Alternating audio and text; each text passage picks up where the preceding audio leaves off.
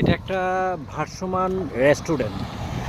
খুব ভালো লাগলো এই রেস্টুরেন্টটা দেখে, কিন্তু দুর্ভাগ্য যে এখন রেস্টুরেন্টটা খোলা নয়। এটা বোধহয় সম্ভবত মেবি সামনে গিয়ে দেখা যাক খোলা আছে কিনা। এটা খুবই ভালো লাগলো যে কাঁচ দিয়ে তৈরি এবং একটা বোর্ডের মধ্যে বিভিন্ন, হ্যাঁ এটা আসলে এখন আপাতত মেবি বন্ধ, আমার যা ধারণা।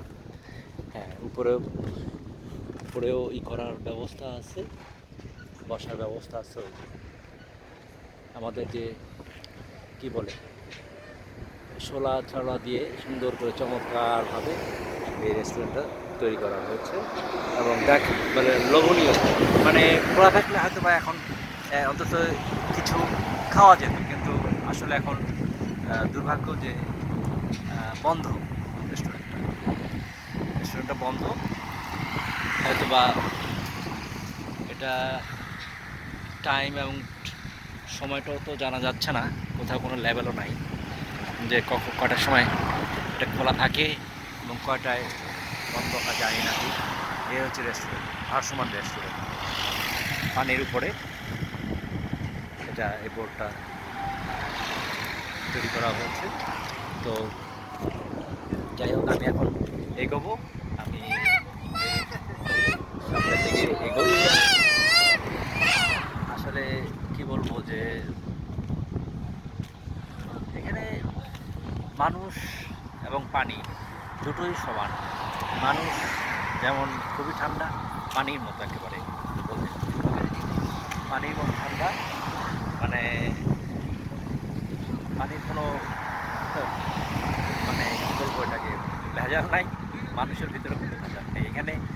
নিজের যে সিকিউরিটি, সরকার সরকার প্রধান এখানকার যারা আছে, আগে তারা তাদের জীবনটাকে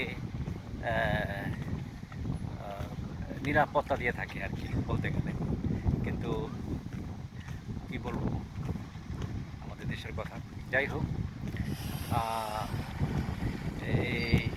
এই পর্যন্ত বোধহয় সীমাবদ্ধ। এখান দিয়েই বোধহয় সম্ভবত নৌকাটা ঘোরাচ্ছে, এখান থেকে বোধহয় ব্যারিকেড দেওয়া আছে এই পর্যন্ত সম্ভবত। এটা ঘুরে আবার আবার অন্য জায়গায় চলে যাবে। এই হচ্ছে দৃশ্য, খুবই চমৎকার। কোনো লোকজন নাই, খুব কম টুরিস্টরা আসতেছে যাচ্ছে। এবং এই পাশে ভুট্টার ক্ষেত, প্রচুর ভুট্টা হয়, প্রচুর, যা বলার বাইরে।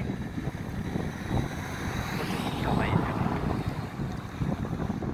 প্রচুর ভুট্টা হয়। এবং ভুট্টার ক্ষেত আবার আরেকদিন দেখাবো, ভুট্টার ক্ষেত নিয়ে গবেষণা করতে হবে। ঠিক আছে, তো ভালো থাকবেন সবাই। ওকে, আল্লাহ হাফেজ।